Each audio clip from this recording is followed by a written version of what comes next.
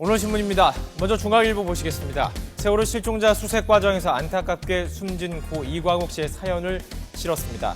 지난 5일입니다. 진도 해상교통관제센터를 배경으로 찍은 이 씨의 사진입니다. 자신의 SNS에 사진을 올리면서 이렇게 실었다고 합니다. 현장에 다녀오니 마음이 아프구나. 이에 친구들은 무리하지 말라고 답을 보냈지만 이 씨는 다시 그 친구들을 만날 수는 없었습니다.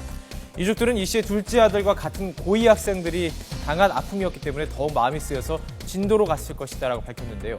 동아일보는 둘째 아들의 인터뷰를 실었습니다. 실제로 아들의 중학교 친구도 세월호에서 희생을 당했다고 전하고 있습니다. 남양주시는 이 씨를 의사자로 지정하는 것을 추진키로 했습니다. 안타까운 사연이었는데요. 서울신문에서는 사투를 벌이는 잠수사에 대해서 조금 더 전문적으로 분석한 기사를 실었습니다. 서울신문 보시겠습니다. 사고 해역 지금 수색 환경을 이렇게 정리했는데요. 유속이 최고 2.8m입니다. 이를 풍속으로 계산을 하면요. 2005년 미국을 덮친 까트리나 중심 풍속과 맞먹는다고 합니다. 수온이 11도에서 13도, 육지보다 약 14배나 빠른 체온이 상실이 되기 때문에 체온 유지가 상당히 어렵고요. 시계도 상당히 혼탁한 것으로 알려지고 있습니다. 신문은 제목을 통해서 이렇게 정리했습니다. 수색에 나선 잠수사들 바다 밑에서 맨몸으로 태풍을 버티고 있다고 말입니다. 실제로 수경과 산소 호스가 벗겨질 정도의 아주 강한 조류에 싸우고 있다는 것입니다. 이번 민간 잠수사 사고에서 또 드러난 안전관리의 허점도 무시할 수 없을 것 같습니다. 2인 1조의 작업과 또 의료진 대기, 사전 건강 체크 등 기본적인 안전관리가 전혀 이루어지지 않은 것인데요. 당국은 뭘 하고 있었는지 묻고 싶습니다. 한겨레는 해경당국의 대응에 의문을 제기했습니다. 한겨레 신문입니다. 자, 제목부터 보시겠습니다. 해경이 희생학생들의 휴대전화 메모리를 마음대로 먼저 봤다라는 문제를 제기했습니다. 최근 희생자가 핸드폰으로 찍은 침몰 당시의 상황이 언론에 공개가 됐었죠.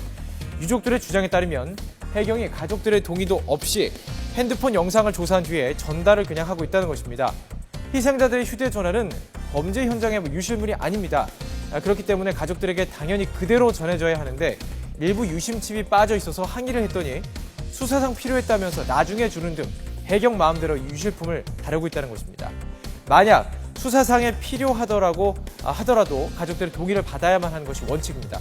유족들은 과실을 감추려고 불법 검열을 하고 있다라고 목소리를 높였습니다. 다음은 동아일보입니다. 사진을 먼저 보시죠. 실종자 가족분들을 위해서 경건한 분위기를 유지해 주시기 바라는 벽보입니다. 오죽했으면 대책본부에서 이런 벽보가 붙었겠느냐고 신문은 묻고 있습니다. 이번 연휴 대부분의 시민들이 사고의 아픔을 공유하면서 진도를 찾았죠. 그리고 그분들은 위로의 메시지를 전했지만 그렇지 않은 방문객들도 있었습니다. 한 커플은 팔짱을 끼고 팽목항에 들러서 관광을 하듯 크게 웃으면서 기념사진을 찍고 데이트를 즐겼다고 합니다. 일부 방문객들은 하이힐에 짧은 치마에 또 화려한 나들이 복장으로 팽목항을 찾기도 했다고 합니다. 이건 좀 아닌 것 같죠. 다음은 중앙일보입니다. 여러분, 하인리 법칙 들어보셨습니까? 미 보험사에 근무했던 하인리가 1931년에 발간한 책에 사용된 개념입니다. 자, 대형 사고 이전에는 29건의 소규모 사건이 발생하고 그 이전에는 300건의 징후가 나타난다라는 것입니다. 세월호 침몰 사건, 상품백화점 붕괴, 서해회로 침몰 사건 등 모두 이 법칙에 부합한다는 것인데요. 보시면 알겠지만 한 건의 대형 사고와 앞서서 29건의 소규모 사고, 300건의 징후들이 겹쳐 있다는 것을 쉽게 알 수 있습니다. 이번 세월호 사건도요. 2012년 코리아나 여객선 해수선의 침투, 같은 해 4월 줄리아나 아쿠아오 교각 충돌, 7월에 또 있습니다. 제주 월드호 발전기 고장 표류, 올해 3월에는 청해진 해운입니다. 데모크라시 5, 근해어선 충돌 등 수많은 경고음이 있었다라는 것입니다. 마치 이렇게 메비우스의 띠처럼 돌면서 사건이 발생하기 때문에 이 고리를 끊어버리는 것이 아주 중요하다는 것입니다. 자, 중요한 것은 지금 일어나고 있는 경고음들을 우리가 빨리 캐치해야 된다는 것인데요. 어떤 것들이 있을까요? 잠시 멈췄던 지하철, 또 2호선 충돌 사고, 그리고 계속되는 원전 사고 등 어느 것 하나 무시할 수 없을 것 같습니다. 당국의 대처를 그냥 기다리는 것이 아니라 우리 모두가 관심을 기울여야 할 문제인 것 같습니다. 지금까지 오늘 신문이었습니다.